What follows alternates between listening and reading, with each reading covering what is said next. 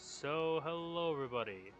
What is going on? It is Kibishimaki here, and welcome back to some more Okami HD. Last time, we went ahead and found the prayer slips for... no, didn't do that. Last time, we went back to Ryoshima Coast after learning of our next objective. Managed to collect one new weapon, upgraded it right away, as well as a few new techniques that allowed us to climb up upon the moon turret. This time, we shall now do as old Rao had instructed us and create a moon. Crescent moon within the sky.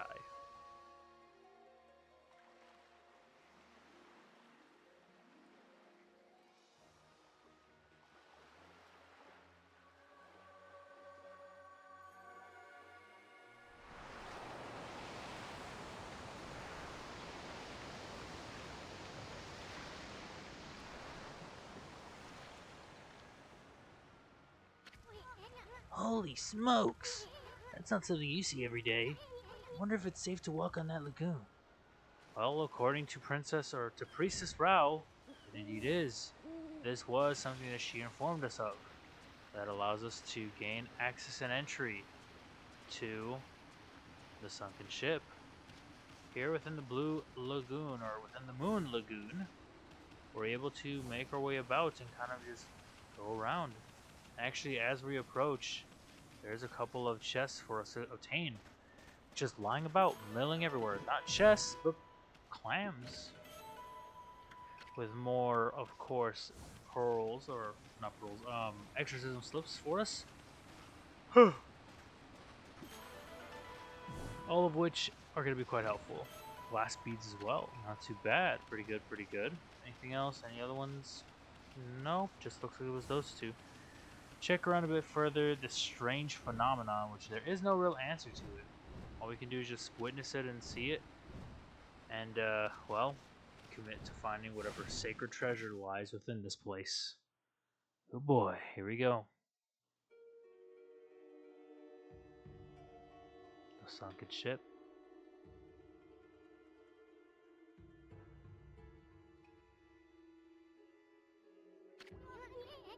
That door looks cursed. They probably sealed it up like that too. They probably sealed it up like that to keep looters out. But I've never seen such a sinister looking curse before. I sure hope this whole ship isn't one big curse. At any rate, this puppy ain't gonna be easy to dispel. Amaterasu. Oh, Priestess Rao.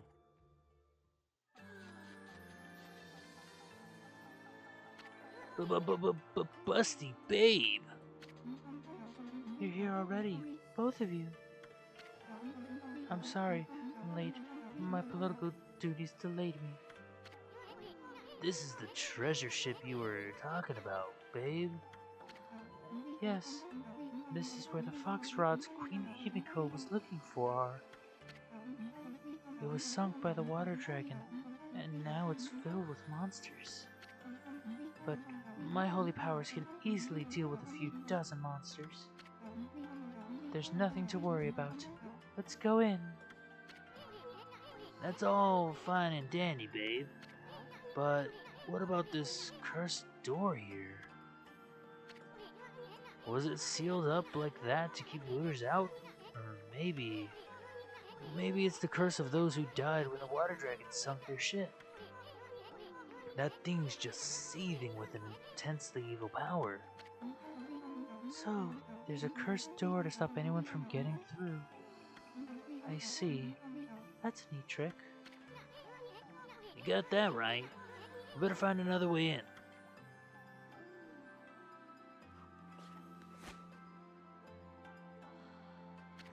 Huh? It's time we joined forces, Amaterasu. There will be more barriers sealed by magic as we get further inside. When we come to them, I'll use a prayer slip to break the seal. So, if you don't mind...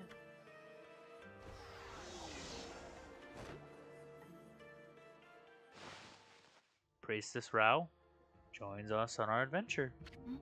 So, Amaterasu, Handling the prayer slips is my affair, but I would like your assistance in targeting. Don't worry, what I ask is not difficult. You know how to manipulate the brush of the gods, I believe. Use that power to get the prayer slip from my hand to its target. So let's practice on the curse barring the door, shall we? Indeed. When the smoke blows like a dark blue hue, aim towards the door, and a prayer slip shall be thrown. Fantastic. As long as I have my prayer slips, there's nothing to be afraid of. Not even monsters. Enough practice now. Great treasure awaits. Let's go find the fox rods. Indeed, we now have Priestess Rao joining us on our journey. And whoa, we see these creatures just as Priestess Rao had indicated, but with the prayer slips, we can easily dispel of them. We actually have no reason to commit to any sort of combat with them, which is really nice. Unfortunately, of course, though, they do hurt us in some way as they get close, but they shouldn't be too much of a problem. We enter further, and there's a Torii gate already. Well, that's something. A bunch of chests. Something feels off. Whoa, just look at all those treasure chests. We're gonna be millionaires even before we find those fox rods. Well, I guess he soon has got his head somewhere. Try bashing them open and we obtain a bullhorn, and hey, doesn't that look familiar? Looks similar to one of the statues that was in what's her name? Madame Fawn's house. Throw a prayer slip at it, and there appears to be no reaction. Alright. What? No! Now that's the thing you have to worry about. But opening a couple of these chests, there will be this strange monsters, kind of like mimics, yes, popping their rear ugly heads and ready to be a bit of a problem for you. Shouldn't be too difficult to deal with, though, to bear against. You see, we get ourselves something to do with a celestial envoy. No clue what that is, but let's see. When the spirits of evil rise up to infest this world, those benevolent gods who guide us will find their strength drained. Their power can only be sustained by the faith of humanity. I, the legendary holy messenger, acting as the 6th celestial envoy, spent my years traveling and preaching to promote this faith. Only my tribe can communicate with the gods and act as holy messengers, spreading the words of the gods throughout the land. If we fail, the gods' power can never be restored, and all is lost. My brush is the tool I use to spread the divine message. The path I have walked has been long and fraught with peril. However, for the sake of the next to take on the mantle of the celestial envoy, I cannot rest for even a moment. It's quite interesting. Something worth, I guess, noting in a sense. Bash this open. Gives us the Holy Bone M. Why not? Shall take all that we can get. No reaction. Throw a prayer slip at it. Nothing. Pop this one. Immediately jump away because, yep, it's another one of those weird mimics. Burst it open. Take it out. And, yep, it does explode and cause damage as well as act as a curse for you. Ow. Am I still on fire? I'm going to be on fire for a while. Yep. We see this thing, which is just like the Spider Queen. She's back in a way. Not really, but you know what I mean.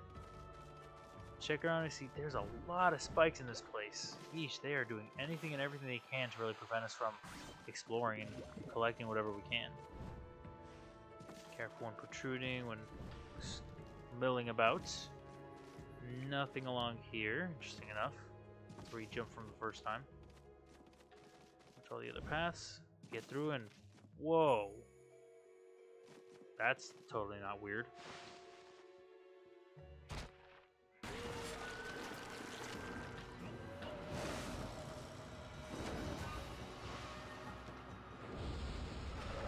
Here we have ourselves two peculiar looking enemies. They seem to designate, ow, in relation to, well, I guess, what is it? Into each other, I guess? They seem to definitely split like crabs in a way. Doesn't seem like we can slice them. We can't do anything with them. Ow! Let's try using the prayer slips on them in any way. Eesh, it just seems like it's ineffective no matter what we do. It is just not ending. We can't hurt them. We can't do anything. At least that's what it seems.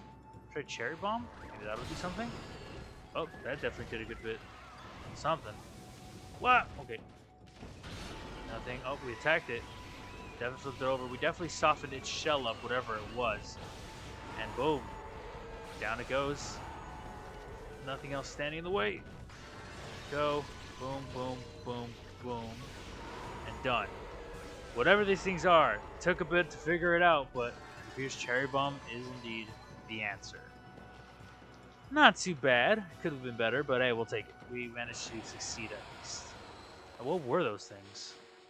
Those were Jiro. Jiro and Saburo are the spirits of the couple who jumped into the sea when their marriage was opposed by their parents. Jiro resembles a hermit crab with a shark head for a shell. It throws sea urchins to protect Saburo and uses its own hard hide for defense.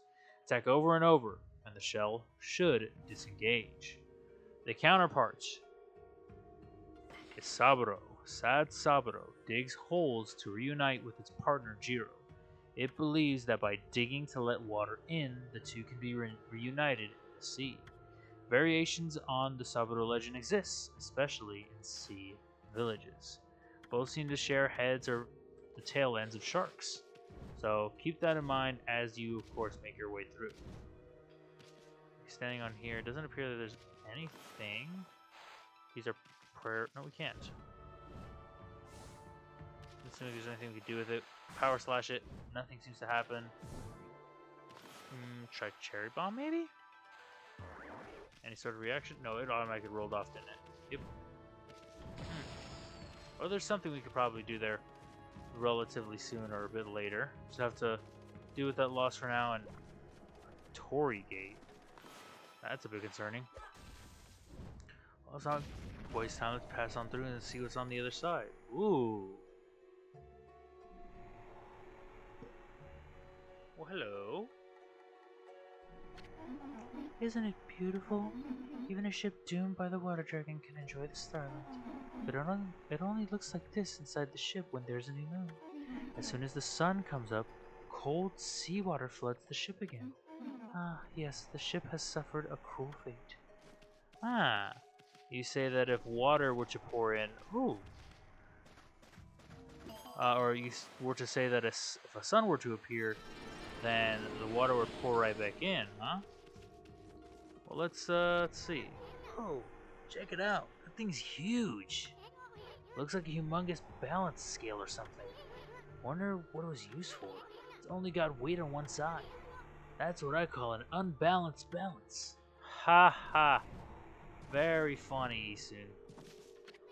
Yep, says the same thing, nothing more. Well, what better way to do things than to cause a sunlight to appear?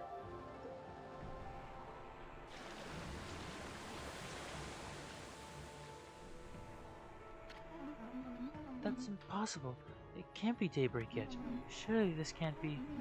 You didn't do this, did you, Amaterasu? Your powers can control the very movements of the heavens. Indeed they can, but it appears that that wasn't enough. I mean, it made it bright as daylight, but that's about it. We now have, well, all this to keep in mind as we progress through. The barrels, they're floating. Okay, that's cool. We step into the water, and these guys are back. Only this time, they join together, as we had sort of seen before. We immediately want to get onto here. I gotta hit you those the worst time possible. Can't see any inspection, can't really read what it is. But as you can see, this big shark beast is going to make a choice in a way. Oh gosh, what do we do? What can we do? We can definitely see... it is going to cause havoc no matter what way it goes. You try drawing a cherry bomb on it, I don't think it'll do anything. It definitely hurt, it seems, but it doesn't seem to have made any sort of effect or impact. Try again. There we go. Definitely see that it's hurt now. And now we're able to power slash it. Do it again, and do it one more time. Down it goes. This foul thing. Ugh. Believe me, that enemy is not an easy one. If you went down to it, I understand. It is rough. Because what that thing is, it is Ichiro. Jiro and Saburo combine to become the mighty Ichiro. This shark patrols the ocean, attacking fishermen and causing trouble. Meeting him in the water spells doom, but if you have a foothold on a boat or a lily pad, you could lure him close and attack his belly. Doing so knocks him out and gives you a chance to attack. Yes, of course, his soft underbelly would be his weakness. But yeah, Ichiro and Saburo form Ichiro. That is something to keep in mind, I believe, every time you come to this section, this portion's area. Either way, regardless, oh boy, there's a lot to do here within this ship. There's a lot to keep in mind as we go through it. Because trust me, as not peaceful or easy as this may seem, there's going to be a lot to just trying to plan out and make work with the patterns you take.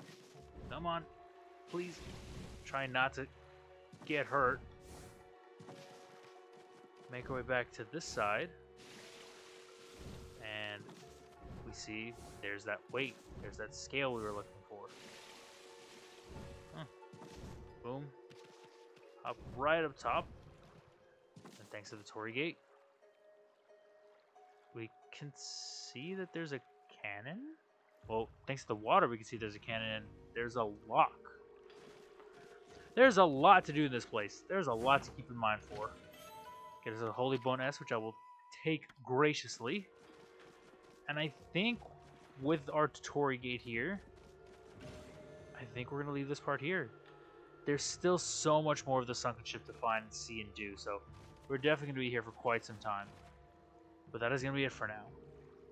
Next time, we figure out what we can do with this cannon, and hopefully find the fox rods, maybe? I don't know. We'll see, but that'll be it for now. Hope you guys did enjoy. I'll catch all of you later. Peace out, everybody.